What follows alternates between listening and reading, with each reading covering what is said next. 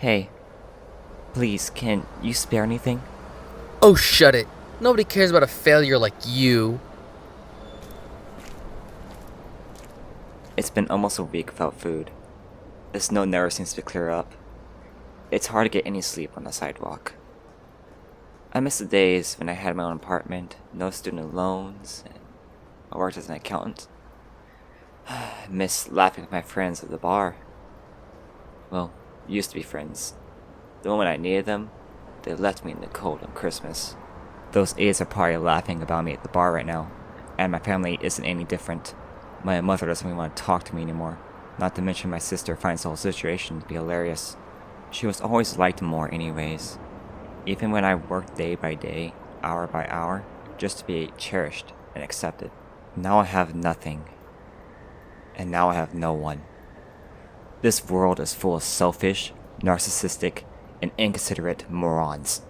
Everyone who passes by isn't even willing to spare a penny for people like me, dying on the streets. And most people who are willing to help are only trying to make themselves feel better, and it hardly makes a difference. This is Christmas Eve, and yet everyone looks down at me as less than human. And without any money, I can't make myself look decent enough to get a job. What am I supposed to do? Hey, you! Clear out! You're driving away all the customers! Hey, are you hiring by chance? Yeah, I got a job for you. Really? Yeah, go sit at someone else's shop to make mine look more appealing. But If you're driving away all my potential customers just for sitting in front of my shop, what makes you think I would want you in my shop? please, I used to be an accountant. I know a lot about... Ha! Oh, that's rich. Well, clearly you weren't good with your money, and if you were any good with money, you can see how your presence is making me lose money. You drug addict. You don't know what it's like. You're just a stupid man, and I hope you and your stupid shop gets burned to the ground so you know exactly what it's like to lose everything. Yeah, whatever. Now get out of here before I call the cops. Having enough, I got up and walked down the street, wondering where else I can beg for money in vain. As I walked, I couldn't help but notice people staring at me, like I was a walking bomb. I was simply walking down the sidewalk, not bothering anyone, but the shunning stares didn't help calm my frustrations. A mother pulled her child close to her, walking past me, like I was going to bite the kid. I held up my hand and spoke. Can you spare anything? The mother ignored me and kept walking. I went up to a man with my hand still held out. Hey, can you spare anything? It's cold. Sorry, I don't have anything for you. I went up to another man behind him, but before I even spoke, he shut me down. Sorry, I don't have my wallet on me. These people are so greedy. They are the reason I'm going to die. They would rather have me freeze than to stop and spare a small amount of money. A couple crossed a street, and they were heading in my direction. They were wearing nice clothes and must have been on a date as they walked arm in arm. If I asked the man for money, it may make him look good if he spares a few bucks. I need money now more than ever. Surely this will work. I began my approach on the couple. Excuse me, sir? Can you spare any money? It's really cold. I could see in his eyes he was not going to give me anything. I had to do something. Please, I haven't eaten in days. I get closer with my hand held out. Ugh, please step back. I desperately gripped the man's shoulders. You must have something. Please, I'm begging you. Don't let me die out here. Let go of me. Get off of him! I felt a numbing pain on the back of my head as it fell to the ground. The girl the guy was with must have hit me with her purse. What is wrong with you people? We aren't going to give you anything, just leave us alone. Jeez, dude. Your odor is awful. There isn't a whole lot I could do about that, you selfish punk. I got up off the cold, hard, slippery sidewalk and continued my search. How am I supposed to get by in this world when it won't even give me a chance now? I'm sick of waiting for someone to give me so little just so this loop can continue. I would be at the homeless shelter right now if I wasn't kicked out after another person stole my food and I was accused of stealing. Everyone is only out for themselves, and I had to learn that the hard way. God, I am so hungry and weak. All I did was one risky, innocent mistake, and now I am a neglected outsider, a parasite to the rest of the world. I don't deserve this.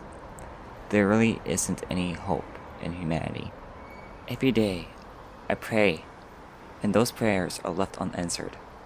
And now, I would be a corpse in the snow, a person who was rejected by the world, and nothing more. And no one will care, because it doesn't impact them. I find myself walking into a neighborhood. I wish I had a chance to get a house like these. These people live in their cozy homes, and do not have to give it a second thought about what's happening outside their circle of influence. People like me do not exist to them. I had it. I'm sick of waiting, slowly dying, and people's selfish behaviors. It's time I place my life back into my own hands again. I refuse to live in this condition any longer. I have to take from them so I can see tomorrow. And it's about time these inconsiderate, spoiled, self-centered imbeciles learn a lesson.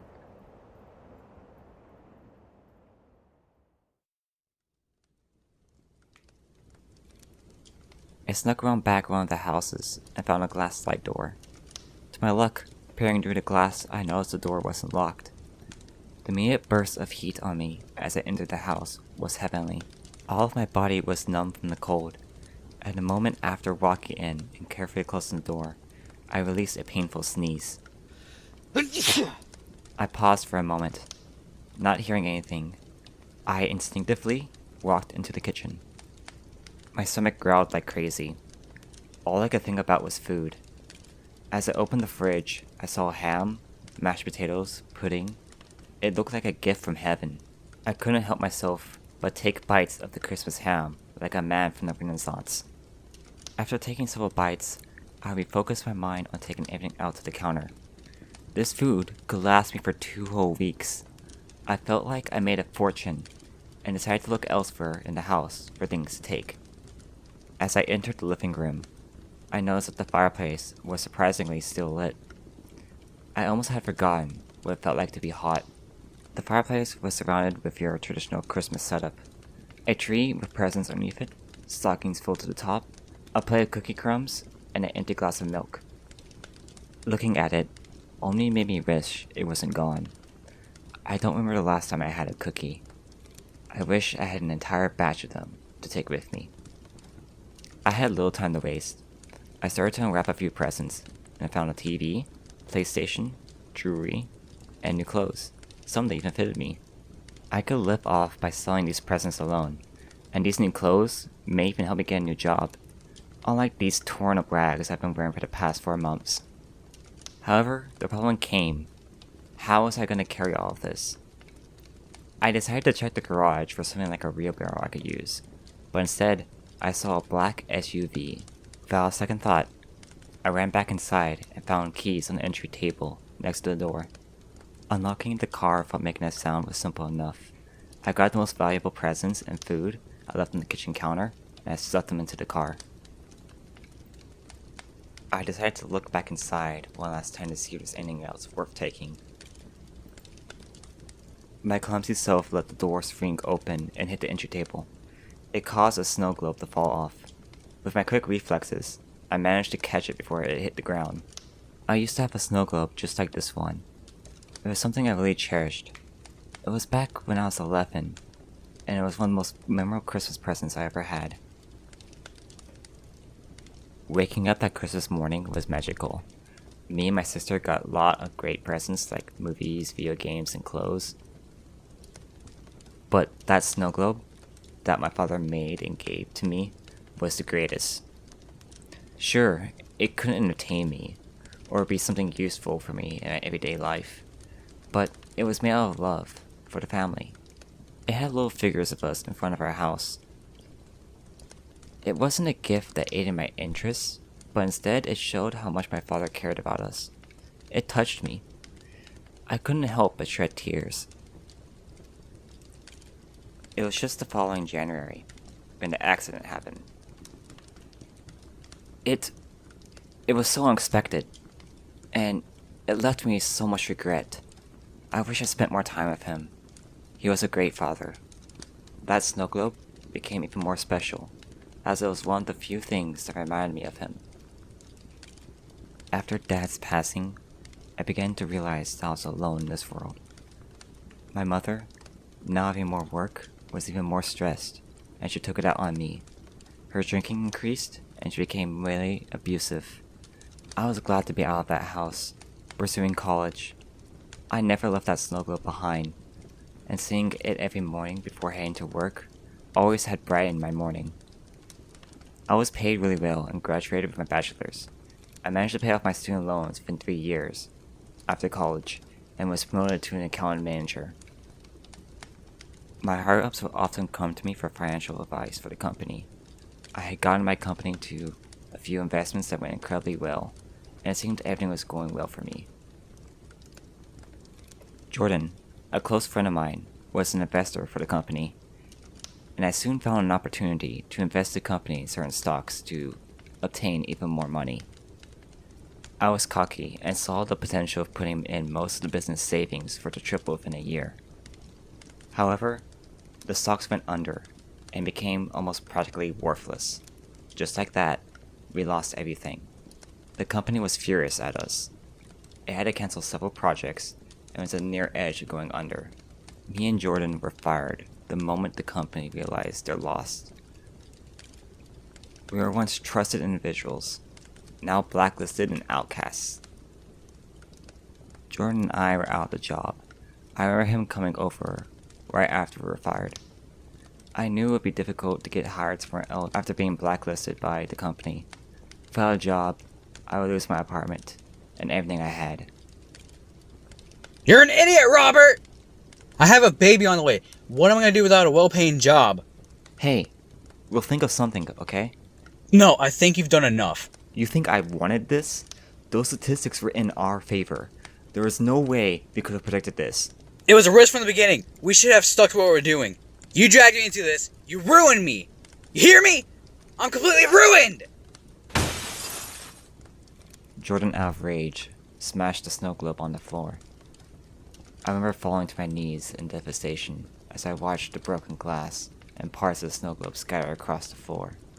At that moment, I fully comprehended that I had lost everything and everyone. It was an embarrassment, asking my friends and my mother for money to help. Everyone rejected me. No one cared about me. I was a humiliation to be around. I spent that Christmas on the cold streets.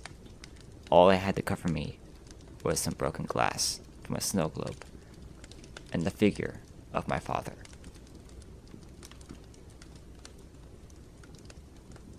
My eyes regained focus free from the snow globe. My hand had locked it into its grip. I needed to get out. I knew the moment I opened the garage door and I turned on the car, there would be so much noise that someone would check it out. And if I manually opened the garage door, I ran the risk of making more noise and it taking longer. I had to act quickly. As soon as I hit the switch, I dashed to the driver's seat and put in the key. I switched the gears to reverse and I slammed my foot on the accelerator, backing into the street. Just as I switched gears to drive, I saw the man who called me a failure later today running out of the garage. I couldn't help but grow a smile to yell at him. Who's the failure now? Hey! Stop!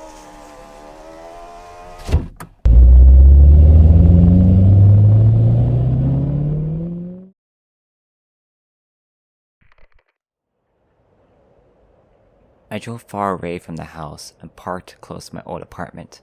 I reached into the back and grabbed some more of that ham. God, its taste was magnificent. But I felt strangely uncomfortable, more so than I was out in the cold.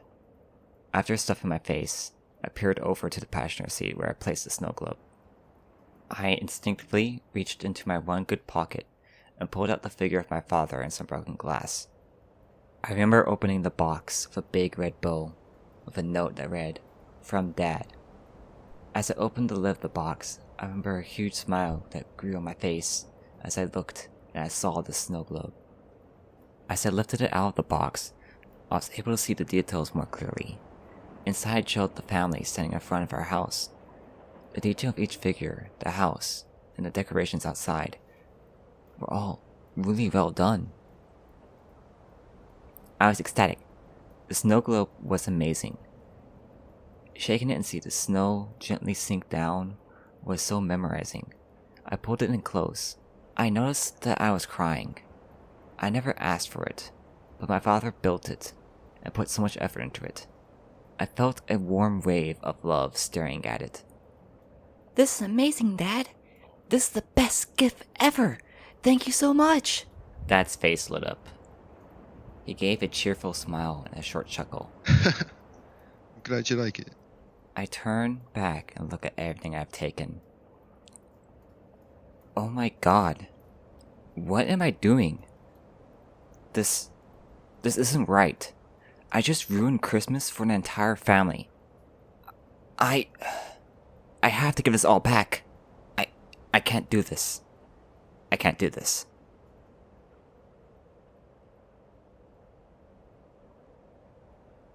As I drove towards the house, I saw a cop car and 2 officers speaking to the parent who I stole from at the front of the door. They quickly noticed the car as I pulled into the driveway. I knew this wasn't going to end well for me. I had already ruined the Christmas ham, with a large chunk of it in my stomach. But I should still bring everything back. I took a deep breath and calmly exited the car with my arms lifted up. 2 officers came to me with their guns drawn. I am so sorry. I brought everything back. I wasn't thinking clearly.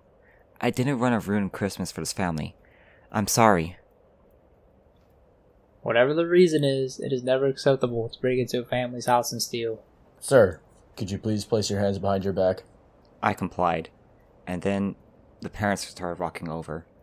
I honestly didn't expect him to come back. Well, he did make all this easy. Now this failure from the streets can inflict more behind bars. I mean, who does that? Just stealing presents from a family on Christmas? The parents came up to me while I was being searched. An officer pulled out the fragments of my broken snow globe. Hey! Please don't take that. Please. Hey, what is this? You didn't happen to break this of theirs. That is what's left of my father's snow globe. It's all I have left of him. The snow globe you guys had. It reminded me of the Christmas my father gave this to me. I couldn't do this to you guys. I don't think I will ever be able to forgive myself for the grief I've caused your family. This is the 3rd worst day of my life. I hope your family can still make something special of today. What were the other 2 worst days? The worst day of my life was when my father died. The 2nd worst day is when I lost my job at Loom Incorporated, and my friend smashed my father's snow globe. I made a mistake. He's a close friend of my brother's. I remember giving him permission to take the presents and the food to celebrate at my brother's house. Since he doesn't own a car, I said he was allowed to use ours. This is all a big misunderstanding. He had permission to enter our house and use our car. I won't press charges, and I'm very sorry for wasting your time. I couldn't believe what I was hearing. I stole from him. I essentially ruined his family's Christmas, and he's calling the officers off? I was confused. His wife looked the same. What are you... Oh! Yeah, you're right. How did we forget? He's a friend of my brother-in-law's, but was uninformed of the new plans. I'm sure my brother already gave him a fiery lecture just by his expression. Oh. Well, this is going to be a pretty good story for the dining room table. Just try to make sure you call up next time when there's an actual issue, of course. We will. Again, sorry for the inconvenience. You're free to go.